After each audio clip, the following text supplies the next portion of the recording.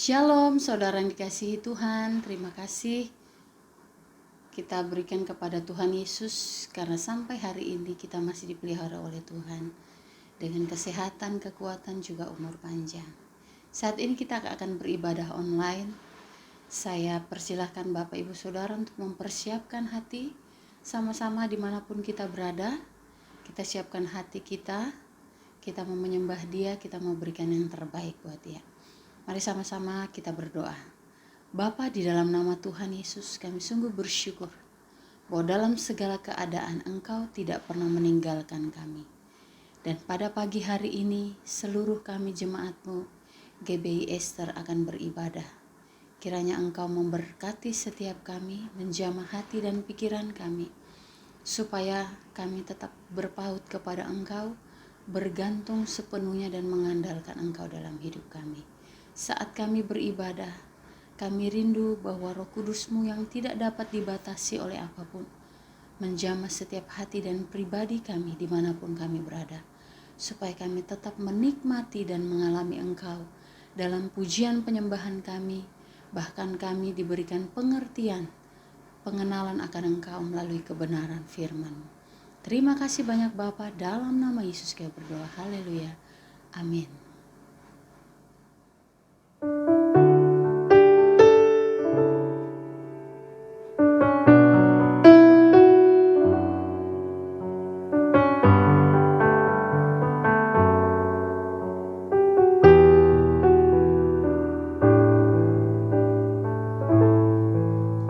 Tuhan tak pernah janji langit selalu biru,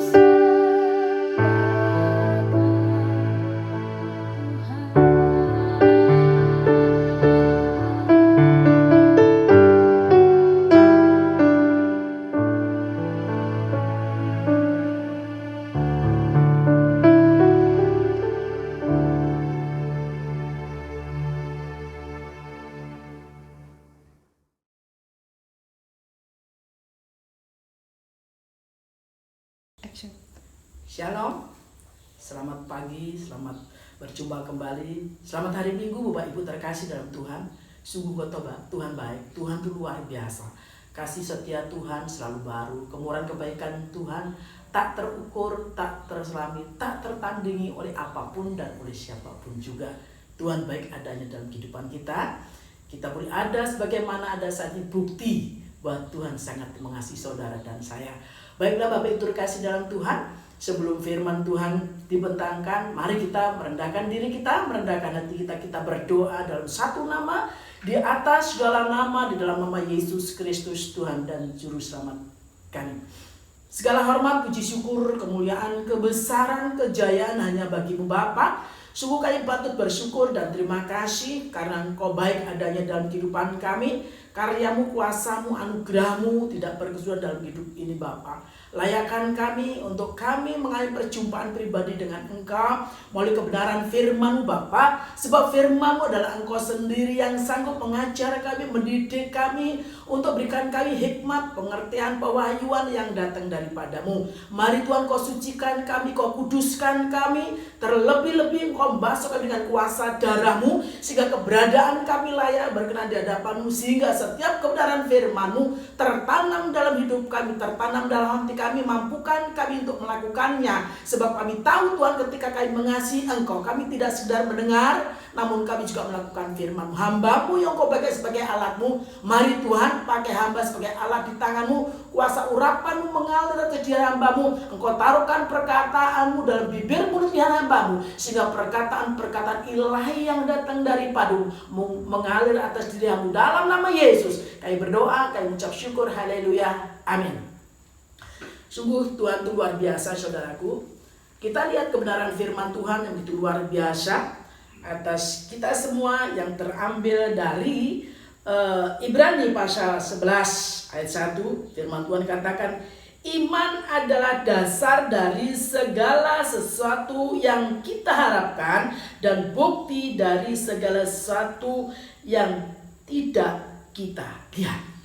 Kita sebagai orang beriman, kita harus percaya bahwa Tuhan sanggup berikan sesuatu yang terbaik bagi saudara dan saya. Kita tahu bahwa rencana Tuhan tidak ada satupun yang gagal. Tuhan rencananya bukan rencana kegagalan, bukan rencana kecelakaan, tapi rancangan damai sejahtera yang penuh dengan pengharapan. Itu kita perlu iman. Seperti firman Tuhan tadi, iman adalah dasar dari segala sesuatu yang kita harapkan. Apa yang kita harapkan dalam kehidupan ini? Kita pasti mengharapkan yang terbaik, yang terindah, yang termanis, yang luar biasa atas hidup saudara dan saya. Dasarnya kita harus sekali lagi kita beriman, mengharapkan sesuatu dan bukti dari segala sesuatu yang tidak kita lihat. Sedikit saya saksikan, suatu ketika saya datang di suatu gereja. Ada seorang hamba Tuhan yang luar biasa dipakai Tuhan. Sementara pada saat itu saya menghadapi pergumulan hidup yang sedemikian rupa, begitu menyakitkan, begitu melelahkan, begitu seolah-olah kami tidak punya harapan. Suatu ketika hamba Tuhan bilang, katakan begini, saudari yang sudah lama ditinggal oleh suami saudari, yang dalam hati saudari bahwa suami saudari tidak pernah kembali, Tuhan pulihkan, Tuhan kembalikan suami saudari dalam nama Yesus. Saya terima itu dengan iman. Saya percaya bahwa Tuhan pakai hambanya untuk menyampaikan sesuatu buat saya. Saya sebagai anak Tuhan, saya tangkap janji Tuhan itu. Saya tangkap firman itu, bahwa itu adalah milik saya. Memang secara manusia saya tidak melihat, tapi saya percaya apa yang saya harapkan itu menghasilkan berkat yang luar biasa. Cepat atau lambat Tuhan buktikan. Dan betul Ibu. Kenapa? Bapak Ibu terkasih, waktu demi waktu, tepat pada waktunya Tuhan, bukan waktu saya. Waktu Tuhan ada yang terindah, yang termanis. Dan betul, suami saya pelan-pelan Tuhan pulangkan, Tuhan pulihkan pelan-pelan rumah tangga kami. Ini yang namanya iman. Kita beriman, kita percaya bahwa Tuhan luar biasa. Kuncinya untuk kita menerima janji Tuhan, kuncinya untuk kita menerima apa yang Tuhan janjikan buat kita, kita harus beriman. Dasarnya apa? Kita lihat dari kebenaran firman Tuhan yang terambil dari Roma pasal 10 ayat 17. Firman Tuhan katakan, jadi iman timbul dari pendengaran oleh firman Kristus. Ternyata iman itu timbul ketika kita mendengar firman Tuhan. Iman kita jadi bertumbuh, jadi berakar, jadi berbuah-buah. Kita yang tadinya tidak tahu apa-apa, Tuhan didik kita, Tuhan ajar kita untuk ngerti apa sih maunya Tuhan dalam kehidupan kita. Firman Tuhan itu hidup. Oleh karena dia hidup, bisa berkarya dengan cara Tuhan. Kuncinya sekali lagi, kita harus dengaran akan firman Tuhan. Kita harus percaya bahwa firman Tuhan itu adalah Tuhan itu sendiri yang sedang menasihati kita, yang sedang mendidik kita, yang sedang mengajar kita, yang sedang berikan sesuatu yang luar biasa atas hidup kita. Satu, kuncinya kita harus dengaran. Tidak sekedar dengar, kita harus responi firman Tuhan itu. Jadi kita tidak cukup sebagai pendengar, tapi kita harus nangkap itu. Firman itu kita tangkap, kita imani bahwa itu akan terjadi dalam hidup kita. Sekali lagi, jadi iman timbul dari pendengaran. Apa yang kita dengar, itu tertanam dalam hati kita. Kita mengimaninya. Apa yang jadi bagian kita, yuk kita kerjakan. Apa yang jadi bagian Tuhan, Tuhan akan kerjakan. Pendengaran, kita belajar. Tidak sekedar belajar, kita mulai membaca. Tidak sekedar kita membaca, kita mulai merenungkan. Kita tanya sama Tuhan, Tuhan apa sih mau Tuhan dalam hidup saya? Ajar aku Tuhan, tuntun aku, pimpin aku, bimbing aku Tuhan, untuk aku ngerti, untuk aku memahami. Sehingga aku ketika aku mengerti, memahami akan kebenaran firman, ajari aku lebih lagi mengasihimu Tuhan, mencintaimu, mengagumimu. Karena aku tahu firman-Mu ya dan amin. Apa yang Tuhan katakan dalam firman Tuhan akan buktikan dengan caramu, bukan dengan cara kami. Cara kami terbatas, tapi cara Tuhan yang tidak terbatas. Jadi iman itu betul-betul kita harus dengar-dengaran itu. Dengar-dengaran tentang firman Tuhan. Karena apa? Firman Tuhan juga satu tulisan, kita lihat dari 2 Timotius. Dasar firman Tuhan sudah jelas. Di sini katakan, kita lihat 2 Timotius pasal 3 ayat 16. Firman Tuhan katakan, segala tulisan yang diilhamkan Allah memang bermanfaat untuk mengajar, untuk menyatakan kesalahan, untuk memperbaiki kelakuan, dan untuk mendidik orang dalam kebenaran. Ayat 17, Dengan demikian tiap-tiap manusia kepunyaan Allah diperlengkapi untuk setiap perbuatan baik. Kita tahu, karena firman Tuhan itu segala tulisan yang dilemparkan Allah memang bermanfaat untuk mengajar. Firman Tuhan itu bermanfaat untuk mengajar saudara dan saya. Mengajar yang tadinya kita tidak mengerti dibuat kita mengerti, ya. Bahkan ketika firman Tuhan mendidik kita, mengajar kita, menyatakan di sini kata untuk menyatakan kesalahan. Sadar atau tidak sadar bahwa manusia penuh dengan kekurangan. Sadar atau tidak sadar manusia penuh dengan kelemahan. Sadar atau tidak sadar manusia penuh dengan kekurangan. Tidak ada satupun manusia yang sempurna, karena sempurna adalah miliknya Tuhan itu sendiri. Nah, melalui firman Tuhan kita diajar, kita dididik untuk kita ditegur. Supaya apa? Firman Tuhan untuk memperbaiki kelakuan. Nah, dan untuk mendidik orang dalam kebenaran. Apa kelakuan-kelakuan kita yang tidak benar? Mungkin kita jauh daripada Tuhan. Melalui didikan Tuhan, namanya didikan Tuhan itu Tuhan bisa pakai siapa saja untuk mendidik kita. Tuhan bisa pakai siapa saja untuk mengajar kita. Tuhan bisa pakai siapa saja untuk menegur kita. Ketika kita menyadari bahwa itu ada teguran dari Tuhan, bahwa itu ada didikan dari Tuhan, bahwa itu adalah ajaran dari Tuhan, kita sebagai umat-umatnya Tuhan, kita harus sadar. Untuk kita sadar, kita harus berubah. Ketika kita berubah, saya yakin kita tidak akan lagi melakukan perbuatan-perbuatan yang jahat. Karena firman Tuhan dengan kata untuk memperbaiki kelakuan dan untuk mendidik orang dalam kebenaran. Banyak orang baik, belum tentu benar. Tapi kalau benar, pasti baik. Karena kebenaran adalah milik Tuhan. Firman Tuhan dengan jelas katakan, akulah jalan, kebenaran dan hidup. Dan tidak ada seorang pun sampai ke rumah Bapa di surga kalau tidak melalui Yesus. Berarti kebenaran adalah miliknya Tuhan. Kebenaran adalah Tuhan itu sendiri. Dan ketika kita hidup dalam kebenaran, tanpa kita sadari, Tuhan hidup dalam kehidupan kita. Ketika Tuhan hidup dalam kehidupan kita, cepat atau lambat Tuhan pun akan merubah karakter hidup kita. Ya, merubah perilaku tindak tanduk kita yang tidak benar. Untuk kita menjadi orang-orang yang luar biasa dalam pandangan Tuhan. Karena firman Tuhan ayat 17 katakan, dengan demikian tiap-tiap manusia kepunyaan Allah diperlengkapi untuk setiap perbuatan baik. Saya yakin kita bukan milik setan. Kita bukan miliknya kuasa-kuasa yang lain. Tapi kita adalah miliknya Tuhan. Dengan demikian tiap-tiap manusia kepunyaan Allah. Kita bukan kepunyaan setan. Kita adalah kepunyaan Allah. Kita adalah kepunyaan Tuhan. Tuhan panggil, pilih, tetapkan kita untuk menjadi miliknya. Untuk menjadi umat ketebusannya. Untuk menjadi anak-anaknya. Untuk menjadi ahli waris tata kerajaan surgawi. Firman Tuhan katakan, tidak tahukah kamu bahwa kamu adalah milik Kristus. Kita adalah imamat yang rajani, bangsa yang kudus, umat kepunyaan Allah sendiri. Untuk apa? Untuk beritakan perbuatan-perbuatan besar yang datang daripada Tuhan. Berarti apa? Kita hidup ditentukan untuk menjadi saksinya Tuhan. Untuk menjadi suratan Kristus yang terbuka. Untuk membuat dampak yang positif dimanapun kita berada. Kita akan melakukan apa yang Tuhan buat dalam kehidupan kita. Untuk berdampak yang positif. Berarti apa? Melalui kehidupan kita. Kita jadi teladan, kita jadi contoh, kita jadi panutan. Melalui apa?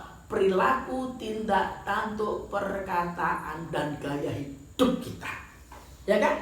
Di sini kan dengan demikian tiap-tiap manusia kepunyaan Allah diperlengkapi untuk setiap perbuatan baik. Kuncinya apa? Ketika kita meresponi firman Tuhan. Ketika kita betul merenungkan dan melakukan apa yang menjadi bagian kita. Kita dengar, kita meresponi, kita melakukan kebenaran firman Tuhan. Tuhan akan perlengkapi kita dengan kuasa yang datang daripada Tuhan. Sehingga kita boleh sadar kalau kita boleh ada sebagaimana ada saat ini. Bukan secara kebetulan. Tapi semua dan semua karena kasih karunia Tuhan. Semua dan semua karena anugerah Tuhan. Semua karena kata demi kita adalah miliknya Tuhan. Firman Tuhan juga katakan, kita lihat di kebenaran firman Tuhan di Yohanes 14. Yohanes 14 ayat 21, firman Tuhan katakan, barang siapa memegang perintahku dan melakukannya, dialah yang mengasihi aku, dan barang siapa mengasihi aku, ia akan dikasihi oleh Bapakku, dan aku pun akan mengasihi dia dan akan menyatakan diriku kepadanya. Luar biasa. Ternyata orang yang mengasihi Tuhan, orang yang mencintai Tuhan, dia harus pegang perintah Tuhan. Perintah Tuhan itu apa? Ya, itu kembali, perintah Tuhan adalah firman Tuhan, sabda Tuhan, kehendak Tuhan. Barang siapa megang perintahku dan melakukannya. Ternyata tidak cuma pegang, tidak cuma dengar, tidak sekedar meresponi, tapi ada menjalankan, melakukan apa yang Tuhan perintahkan bagi saudara dan saya. Barang siapa megang perintahku dan melakukannya, dialah yang mengasihi aku. Untuk bisa mengasihi Tuhan, tidak sekedar dengar-dengaran, tapi melakukan perintah Tuhan, pegang perintah Tuhan dan melakukan, dialah yang mengasihi aku. Jadi untuk mengasihi Tuhan ini yang harus kita pegang. Kita ini yang harus kita lakukan. Ini yang betul menjadi pedoman hidup bagi saudara dan saya sebagai anak-anak Tuhan. Dan barang siapa mengasihi aku, mengasihi Tuhan maksudnya, ia akan disuruh Bapakku. Nah, selama ini bagaimana hidup kita? Sudahkah kita mengasihi Tuhan? Dengan mengasihi Tuhan tuh bagaimana caranya? Yang pasti dengan dengar firman Tuhan. Kita belajar hidup dalam ketaatan, hidup dalam kekudusan, hidup dalam kekudusan, hidup dalam kebenaran. Berarti apa? Melakukan apa yang Tuhan mau dalam kehidupan kita. Firman Tuhan katakan, kuduslah kamu sebab aku tuh kudus. Tuhan tuh maha kudus. Tuhan mau hidup saudara dan saya hidup dalam kekudusan. Tuhan mau, Tuhan yang maha benar, saudara dan saya harus hidup dalam kebenaran itu. Dengan barang siapa mengasihi aku, ia akan dikasihi oleh Bapakku. Ketika kita mengasihi Tuhan, Tuhan akan mengasihi kita, menerima kita apa adanya. Tanpa Tuhan pernah menuntut apa yang kita tidak mampu.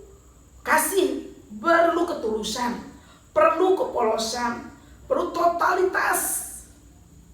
Dan barang siapa mengasihi aku, ia akan dikasihi oleh Bapakku, dan aku pun akan mengasihi dia dan akan menyatakan diriku kepadanya. Luar biasa. Orang mengasihi Tuhan, dia akan mengalami perjumpaan pribadi dengan Tuhan. Dia mengalami Tuhan yang luar biasa. Seseorang ketika dia mengalami perjumpaan pribadi dengan Tuhan, pasti ada perubahan dalam hidupnya. Saya saksikan sekali lagi bagaimana saya mengalami perjumpaan pribadi dengan Tuhan. Dulu yang tadinya saya jahat, dulu yang tadinya tidak mau berdoa, yang dulu jauh daripada Tuhan, yang dulu keras, suka mengandalkan kekuatan sendiri, garang, ego, sombong. Tetapi ketika saya mengalami perjumpaan pribadi dengan Tuhan, cara hidup saya, cara pandang saya diubahkan dengan cara Tuhan. Kalau kita lihat dalam Kisah Para Rasul, ketika Paulus belum mengalami perjumpaan pribadi dengan Tuhan, jahatnya luar biasa. Dia ngejar-ngejar umat Tuhan, tidak sekedar mengejar, dia juga memenjarakan, tidak sekedar menjadi, dia juga membinasakan. Tapi ketika Paulus mengalami perjumpaan pribadi dengan Tuhan, hidupnya diubah. Bukan lagi menjadi orang jahat, tapi menjadi orang baik. Tidak sekedar orang baik, tapi menjadi orang benar. Tidak sekedar menjadi orang benar, tapi dia dipakai Tuhan untuk melayani Tuhan sesuai dengan talenta karunia yang Tuhan berikan dalam hidupnya. Demikian juga hidup saya. Saya mengalami perjumpaan pribadi dengan Tuhan. Namanya mengalami perjumpaan pribadi dengan Tuhan, Tuhan punya cara yang luar biasa. Dan waktu itu saya diperlihatkan terang kemuliaan Tuhan yang luar biasa. Saya dengar ada pujian-pujian, haleluya, haleluya, haleluya. Saya dengar gegap gempita. Seiring daripada suara itu saya melihat terang Tuhan yang luar biasa.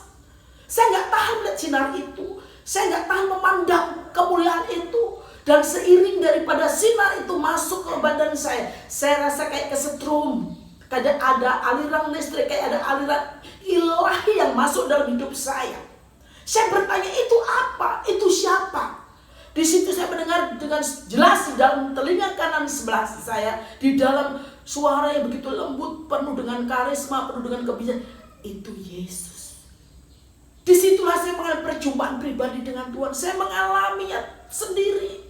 Itu Yesus dengan suara penuh dengan kasih, dengan suara yang penuh dengan kelembutan, penuh dengan kebijaksanaan. Saya tersungkur, saya menangis dan menangis. Saya mengalami suatu sukacita yang luar biasa. Nah, ketika seseorang mengalami perjumpaan pribadi dengan Tuhan, yang dirasakan adalah damai. Ada sukacita yang luar biasa, ada semangat yang baru, ada kekuatan yang baru, cara pandang yang baru.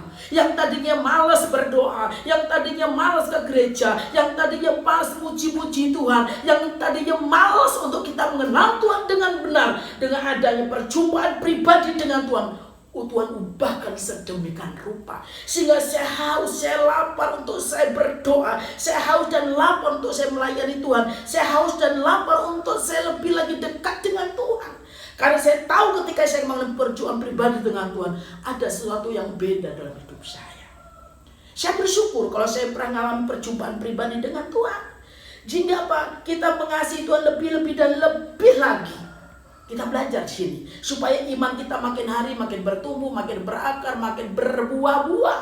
Dari buah kehidupan kita membawa dampak. Kita jadi berkat, tidak sekedar kita diberkati, tapi kita juga jadi berkat buat orang lain. Melalui apa? Otomatis melalui kehidupan kita, melalui perilaku tindak tanduk kita. Kita belajar di sini untuk kita mengasihi Tuhan. Untuk mengasihi Tuhan kita pegang perintah Tuhan. Untuk kita bisa pegang perintah Tuhan kita harus sungguh-sungguh hidup dalam Tuhan. Dan ayat 23 katakan, jika seorang mengasihi aku, ia akan menuruti segala firman-Ku, dan Bapa-Ku akan mengasihi dia, dan kami akan datang kepadanya dan diam bersama-sama dengan dia. Tubuh kita yang fana. Di sini Roh Kudus tinggal, diam, bertata, berkerajaan, berdaulat, menguasai, mengendalikan seluruh kehidupan kita, memimpin, membimbing kita, menuntun kita untuk kita hidup dalam kebenaran Tuhan. Nah, ini ketika kita betul mengalami perjumpaan pribadi dengan Tuhan, kita mengasihi Tuhan. Firman Tuhan katakan di sini, katakan kami akan datang kepada dan diam bersama-sama dia. Diam melalui Roh Kudusnya Tuhan, melalui Roh Kudus tinggal diam, sehingga roh yang di dalam kita ini lebih besar daripada roh yang ada di dunia. Kita makin hari makin kuat, kita makin hari makin cinta Tuhan, makin hari makin sungguh-sungguh di dalam Tuhan. Kita perlu untuk sampai ke level itu. Tidak sekedar ke level itu, Tuhan akan pakai kita dengan cara Tuhan yang luar biasa. Memang tidak instan, melalui proses demi proses. Tapi sadarkah kita bahwa melalui proses itu kita makin dewasa, kita makin mandiri di dalam Tuhan.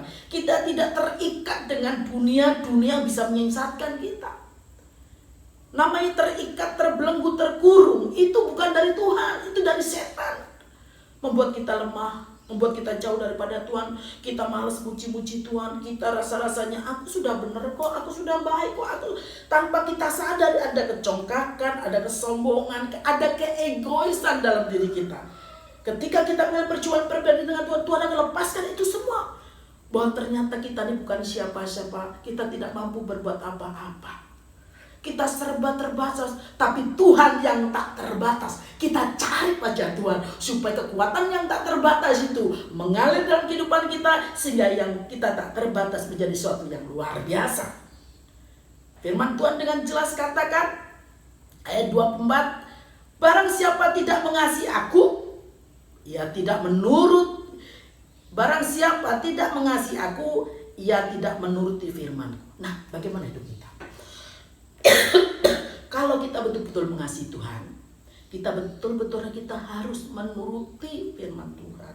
Kita harus menuruti apa yang Tuhan katakan, bukan manusia katakan. Namanya manusia itu pemimpin-pemimpin agama. Bisa, ya kan? Bisa majelis, bisa pendeta, bisa pastor, bisa siapa? Manusia. Tapi firman Tuhan di sini tidak bicara tentang organisasi, tidak bicara tentang agama, tidak bicara tentang dogma aturan suatu gereja, tapi firman Tuhan, barang siapa tidak mengasihi aku, maksud mengasihi Tuhan,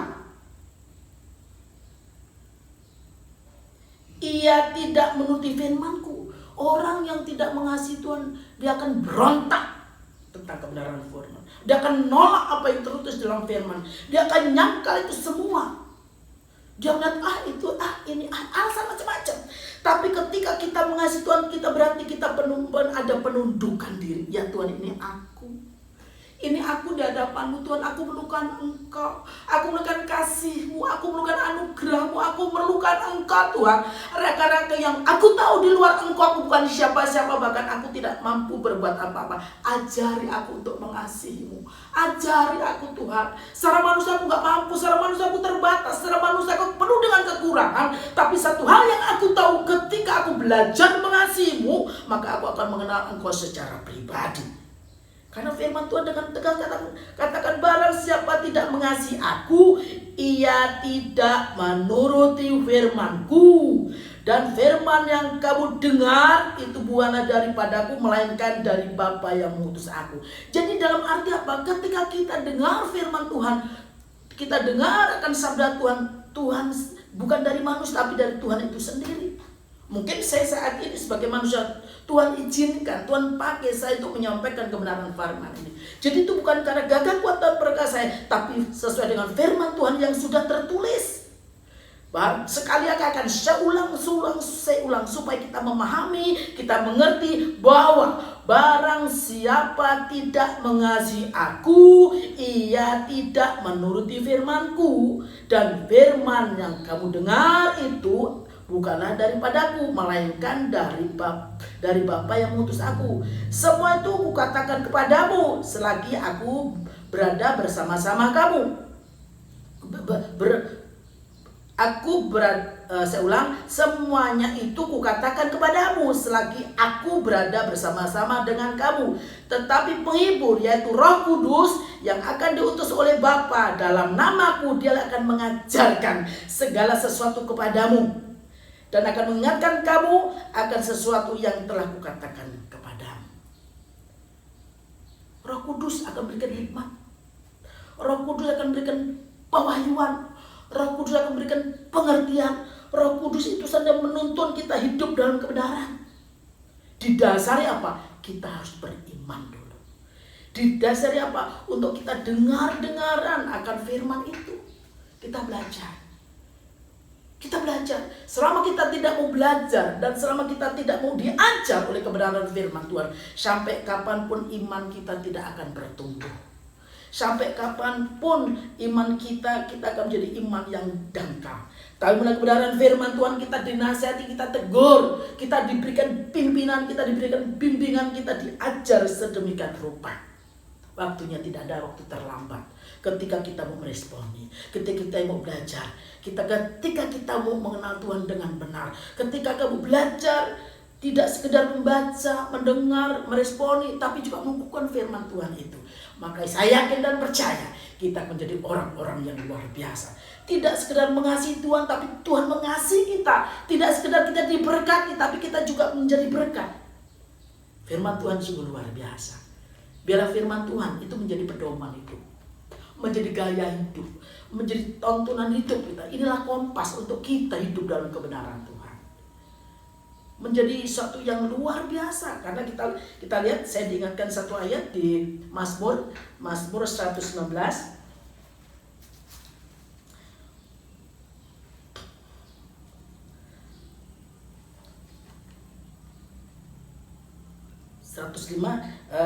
Pasal 119 ayat 105, firman Tuhan katakan, firman-Mu itu pelita bagi kakiku dan terang bagi jalanku. Dia menuntun, memberi penerangan dalam kehidupan kita. Dia juga menuntun setiap langkah kehidupan kita supaya kaki kita tidak terantuk, supaya kita memandang kemuliaan Tuhan karena dia menjadi terang. Ya, menjadi terang dalam hidup kita. Saya yakin dan percaya ketika kita mencintai, mengasihi Tuhan, maka menjadikan firman Tuhan adalah gaya hidup saudara dan saya. Biarlah firman Tuhan yang ada yang singkat kita responi. Kita tanamkan dalam kita untuk kita betul-betul hidup dalam Tuhan, Tuhan hidup dalam kita, sehingga iman kita makin hari makin kokoh, makin dahsyat, makin kuat, makin luar biasa, sehingga Tuhan berkenan atas hidup saudara dan saya. Amin buat firman Tuhan. Mari kita berdoa. Kembali kami ucap syukur Tuhan buat firman-Mu yang luar biasa. Hamba-Mu selesai Tuhan menyampaikan kebenaran firman-Mu. Mari Roh Kudus, Engkau menuntun setiap kami untuk kami mampu melakukan firman-Mu, untuk kami mampu Tuhan melakukan kehendak-Mu. Sebab kehendak-Mu, firman-Mu adalah yang terbaik dalam hidupku, sehingga firman-Mu betul-betul tertanam, berakar, berbuah-buah, sehingga kami semua diubahkan menjadi serupa dan segambar dengan Engkau. Dalam nama Yesus kami berdoa, kami ucap syukur. Haleluya. Amin. Tuhan Yesus memberkati.